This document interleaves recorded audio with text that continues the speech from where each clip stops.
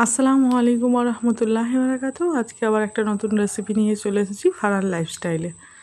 সুস্থ থাকতে হলে শুরু হোক খাবারের দিক থেকে। আজকে শেয়ার করলাম একটি সহজ স্বাস্থ্যকর টিফিন বক্স রেসিপি, যা খেতে এমন দারুণ আর শরীরের জন্য তেমন উপকারী।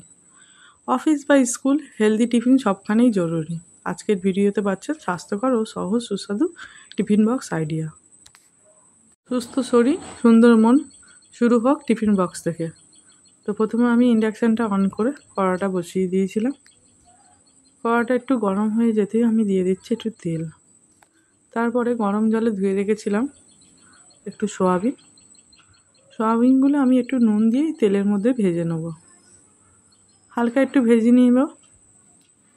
সামান্য একটু বাদামি রঙের হয়ে গেলে এটাকে সাইড করে দিয়ে দেবো একটু রসুন কুচি। রসুন কুচিটাও এই তেলের মধ্যে নুন অবস্থায় ভেজে নিচ্ছি। ভালোভাবে মোটামুটি ভেজে নেব, গন্ধটা যাতে চলে যায়। তো দেখো ভালোভাবে আমার ভাজা হয়ে গেছে। এরপরে দিয়ে দেবো কিছু সবজি, বাড়িতে থাকা যেসব সবজিগুলো ছিল সেগুলোই দেবো। টমেটো, বাঁধাকপি, পেঁয়াজ, ক্যাপসিকাম, বিনস, গাজর আর ছিল বেবিকর্ন। তো সব কটাই আমি দিয়ে দিচ্ছি একটা একটা করে। প্রথমে দিয়ে দিয়েছিলাম একটু পেঁয়াজ, তারপরে সবজিগুলো আমি সোয়াবিনের সাথে ভেজে নেবো। তো ঘরে কিছুটা ছিল সুইটকর্নগুলো একটু সিদ্ধ করে নিয়েছিলাম, নিয়ে দিয়ে দিয়েছি এর মধ্যে। তো মিনিট 10 একটু ভালোভাবে ভেজে নিতে হবে, যাতে সবজিগুলো ভালোভাবে সিদ্ধ হয়ে যায়, সেদিকে খেয়াল রাখতে হবে।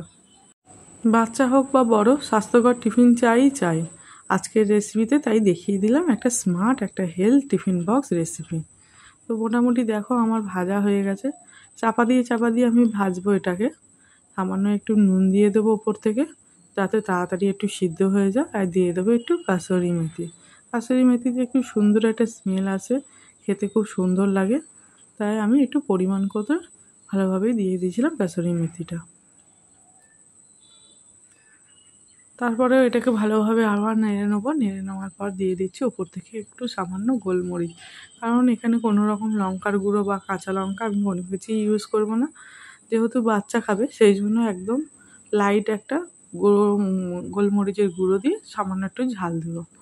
তো দেখো এটা ভাজতে একটু সময় লাগে। একটু সামান্য জল দিয়ে আর আমি ঢাকনা চাপা দিয়ে কিছুক্ষণের জন্য রেখে দেবো।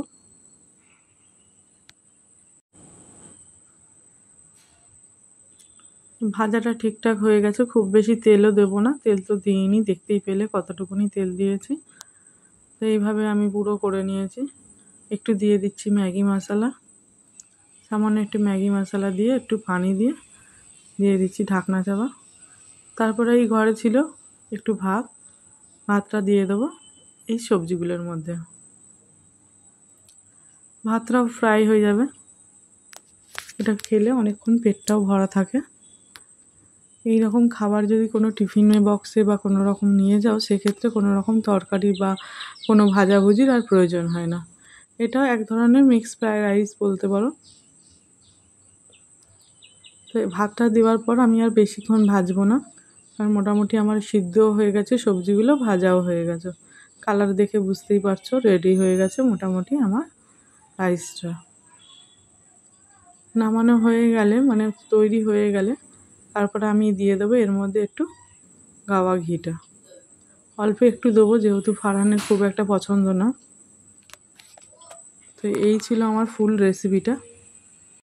রেসিপিটি ভালো লাগলে লাইক দিন, শেয়ার করুন আর চ্যানেলটি সাবস্ক্রাইব করতে ভুলবেন না। কমেন্টে জানাবেন কেমন হলো আমার এই রেসিপিটা। আরও বাংলা রেসিপির জন্য সাবস্ক্রাইব করুন আমার এই চ্যানেলটি। আবার দেখা হবে নতুন একটা ভিডিও নিয়ে। ততক্ষণ ভালো থাকবেন, সুস্থ থাকবেন। টাটা বন্ধুরা।